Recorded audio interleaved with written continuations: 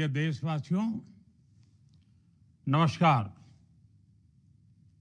हम सभी ने बीते दिनों में देश का सामर्थ्य और उसका संयम दोनों देखा है। मैं सबसे पहले भारत की पराक्रमी सेनाओं को, सशस्त्र बलों को, हमारी खुफिया एजेंसियों को, हमारे वैज्ञानिकों को, हर भारतवासी की तरफ से सैल्यूट करता हूं। हमारे वीर सैनिकों ने ऑपरेशन सिंदूर के लक्ष्यों की प्राप्ति के लिए असीम शौर्य का प्रदर्शन किया। मैं उनकी वीरता को, उनके साहस को, उनके पराक्रम को आज समर्पित करता हूं हमारे देश की हर माता को, देश की हर बहन को और देश की हर बेटी को ये पराक्रम समर्पित करता हूं। साथियों, 22 अप्रैल को पहलगाम में आतंकवादियों ने जो बर्बरता दिखाई थी, उसने देश और दुनिया को झकझोर दिया था। छुट्टियां मना रहे निर्दोष मासूम नागरिकों को धर्म पूछकर उनके परिवार के सामने, उनके बच्चों के सामने बेरहमी से मार डालना, यह आतंक का बहुत विभत्स चेहरा था, क्रूरता थी। ये देश के सद्भाव को तोड़ने की घिनौनी कोशिश भी थी। मेरे लिए व्यक्तिगत रूप से ये पीड़ा बहुत बड़ी थी। इस आतंकी हमले के बाद सारा राष्ट्र, हर नागरिक, हर समाज, हर वर्ग, हर राजनीतिक दल एक स्वर में आतंक के खिलाफ कड़ी कार्रवाई के लिए उठ खड़ा हुआ।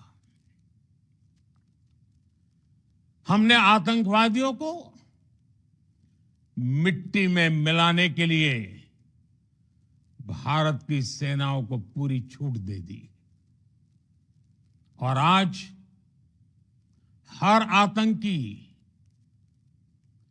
आतंक का हर संगठन जान चुका है कि हमारी बहनों बेटियों के माथे से सिंदूर हटाने का अंजाम क्या होता है। साथियों, ऑपरेशन सिंदूर ये सिर्फ नाम नहीं है, ये देश के कोटि कोटि लोगों की भावनाओं का प्रतिबिंब है। ऑपरेशन सिंदूर न्याय की अखंड प्रतिज्ञा है।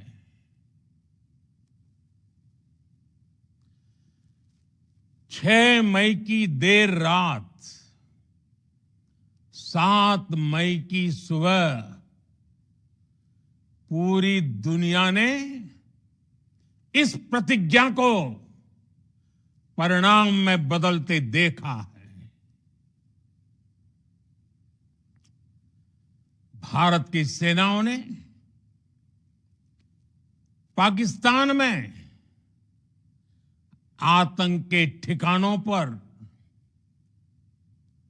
उनके ट्रेनिंग सेंटर्स पर सटीक प्रहार किया। आतंकियों ने सपने में भी नहीं सोचा था कि भारत इतना बड़ा फैसला ले सकता है। लेकिन जब देश एकजुट होता है, नेशन फर्स्ट की भावना से भरा होता है, राष्ट्र सर्वोपरि होता है, तो फौलादी फैसले लिए जाते हैं, परिणाम लाकर दिखाए जाते हैं। जब पाकिस्तान में आतंक के अड्डों पर भारत की मिसाइलों ने हमला बोला, भारत के ड्रोन्स ने हमला बोला, तो आतंकी संगठनों की इमारतें नहीं, बल्कि उनका हौसला भी थर्रा गया। बहावलपुर और मुरिद के जैसे आतंकी ठिकाने एक प्रकार से ग्लोबल टेररिज्म की यूनिवर्सिटीज रही है। दुनिया में कहीं पर भी जो बड़े आतंकी हमले हुए हैं, चाहे 9/11 हो, चाहे लंदन ट्यूब बॉम्बिंग हो, या भारत में दशकों से जो बड़े बड़े आतंकी हमले हुए हैं, उन सब के तार कहीं ना कहीं आतंक के इन्हीं ठिकानों से जुड़ते रहे हैं। आतंकियों ने हमारी बहनों का सिंदूर उजाड़ा था, इसलिए भारत ने आतंक के ये हेडक्वार्टर्स उजाड़ दिए। भारत के इन हमलों में 100 से अधिक खूंखार आतंकवादियों को मौत के घाट उतारा गया है। आतंक के बहुत सारे आका बीते 2.5-3 दशकों से खुलेआम पाकिस्तान में घूम रहे थे, जो भारत के खिलाफ साजिशें करते थे। उन्हें भारत ने एक झटके में खत्म कर दिया। साथियों, भारत की इस कार्रवाई से पाकिस्तान घोर निराशा में गिर गया था, हताशा में गिर गया था, बौखला गया था। और इसी बौखलाहट में उसने एक और दुस्साहस किया। आतंक पर भारत की कार्रवाई का साथ देने के बजाय पाकिस्तान ने भारत पर ही हमला करना शुरू कर दिया। पाकिस्तान ने हमारे स्कूलों, कॉलेजों को, गुरुद्वारों को, मंदिरों को, सामान्य नागरिकों के घरों को निशाना बनाया। पाकिस्तान ने हमारे सैन्य ठिकानों को निशाना बनाया। लेकिन इसमें भी पाकिस्तान खुद बेनकाब हो गया। दुनिया ने देखा कि कैसे पाकिस्तान के ड्रोन्स, पाकिस्तान की मिसाइलें भारत के सामने तिनके की तरह बिखर गई। भारत के सशक्त एयर डिफेंस सिस्टम ने उन्हें आसमान में ही नष्ट कर दिया। पाकिस्तान की तैयारी सीमा पर वार की थी, लेकिन भारत ने पाकिस्तान के सीने पर वार कर दिया। भारत के ड्रोन्स, भारत की मिसाइलों ने सटीकता के साथ हमला किया।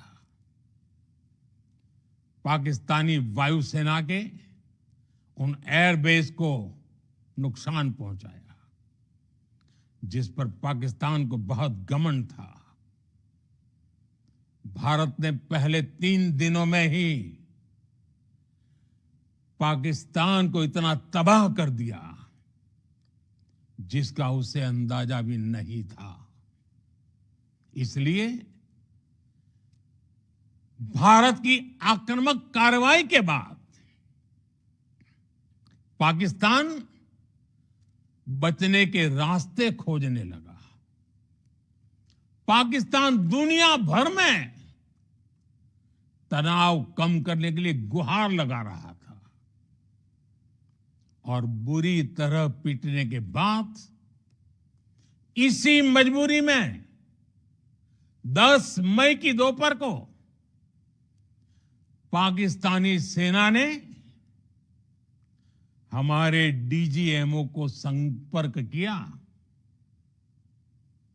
तब तक हम आतंकवाद के इंफ्रास्ट्रक्चर को बड़े पैमाने पर तबाह कर चुके थे। आतंकियों को मौत के घाट उतार दिया गया था। पाकिस्तान के सीने में बसाए गए आतंक के अड्डों को हमने खंडहर बना दिया था। इसलिए जब पाकिस्तान की तरफ से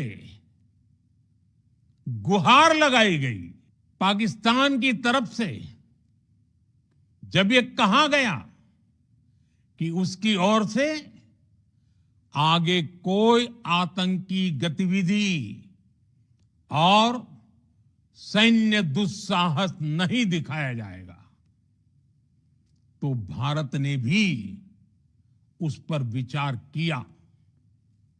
और मैं फिर दोहरा रहा हूं,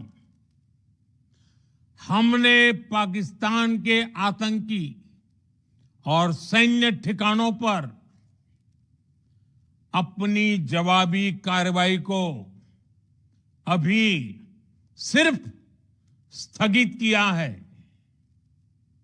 आने वाले दिनों में हम पाकिस्तान के हर कदम को इस कसौटी पर मापेंगे कि वो क्या रवैया अपनाता है। साथियों, भारत की तीनों सेनाएं, हमारी एयरफोर्स, हमारी आर्मी और हमारी नेवी, हमारी border security force BSF, Bharat के अर्धसैनिक बल लगातार अलर्ट पर है। सर्जिकल स्ट्राइक और एयर स्ट्राइक के बाद अब ऑपरेशन सिंदूर आतंक के खिलाफ भारत की नीति है। ऑपरेशन सिंदूर ने आतंक के खिलाफ लड़ाई में एक नई लकीर खींच दी है। एक नया पैमाना, न्यू नॉर्मल तय कर दिया है। पहला, भारत पर आतंकी हमला हुआ तो मुंह तोड़ जवाब दिया जाएगा। हम अपने तरीके से, अपनी शर्तों पर जवाब देकर रहेंगे। हर उस जगह जाकर कठोर कार्रवाई करेंगे जहां से आतंक की जड़ें निकलती हैं। दूसरा, कोई भी न्यूक्लियर ब्लैकमेल भारत नहीं सहेगा। न्यूक्लियर ब्लैकमेल की आड़ में पनप रहे आतंकी ठिकानों पर भारत सटीक और निर्णायक प्रहार करेगा। तीसरा, हम आतंक की सरपरस्त सरकार और आतंक के आकाओं को अलग अलग नहीं देखेंगे। ऑपरेशन सिंदूर के दौरान दुनिया ने पाकिस्तान का वो घिनौना सच फिर देखा है, जब मारे गए आतंकियों को विदाई देने पाकिस्तानी सेना के बड़े बड़े अफसर उमड़ पड़े। स्टेट स्पॉन्सर्ड टेररिज्म का ये बहुत बड़ा सबूत है। हम भारत और अपने नागरिकों को किसी भी खतरे से बचाने के लिए लगातार निर्णायक कदम उठाते रहेंगे।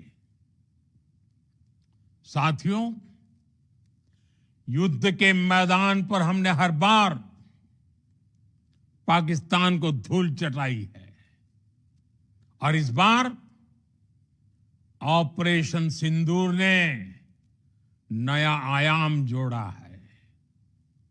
हमने रेगिस्तानों और पहाड़ों में अपनी क्षमता का शानदार प्रदर्शन किया और साथ ही न्यू एज वॉरफेयर में भी अपनी श्रेष्ठता सिद्ध की। इस ऑपरेशन के दौरान हमारे मेड इन इंडिया हथियारों की प्रामाणिकता सिद्ध हुई। आज दुनिया देख रही है 21वीं सदी के वॉरफेयर में made in India defence equipments, इसका समय आ चुका है। साथियों, हर प्रकार के आतंकवाद के खिलाफ हम सभी का एकजुट रहना, हमारी एकता हमारी सबसे बड़ी शक्ति है। निश्चित तौर पर ये युग युद्ध का नहीं है, लेकिन ये युग आतंकवाद का भी नहीं है। टेररिज्म के खिलाफ जीरो टॉलरेंस, ये एक बेहतर दुनिया की गारंटी है। साथियों, पाकिस्तानी फौज, पाकिस्तान की सरकार जिस तरह आतंकवाद को खाद पानी दे रहे हैं, वो एक दिन पाकिस्तान को ही समाप्त कर देगा। पाकिस्तान को अगर बचना है तो उसे अपने टेरर इंफ्रास्ट्रक्चर का सफाया करना ही होगा। इसके अलावा शांति का कोई रास्ता नहीं है। भारत का मत एकदम स्पष्ट है। टेरर और टॉक एक साथ नहीं हो सकते। टेरर और ट्रेड एक साथ नहीं चल सकते और पानी और खून भी एक साथ नहीं बह सकता। मैं आज विश्व समुदाय को भी कहूंगा, हमारी घोषित नीति रही है अगर पाकिस्तान से बात होगी तो टेररिज्म पर ही होगी। अगर पाकिस्तान से बात होगी तो पाक ऑक्युपाइड कश्मीर पीओके उस पर ही होगी। प्रिय देशवासियों, आज बुद्ध पूर्णिमा है। भगवान बुद्ध ने हमें शांति का रास्ता दिखाया है।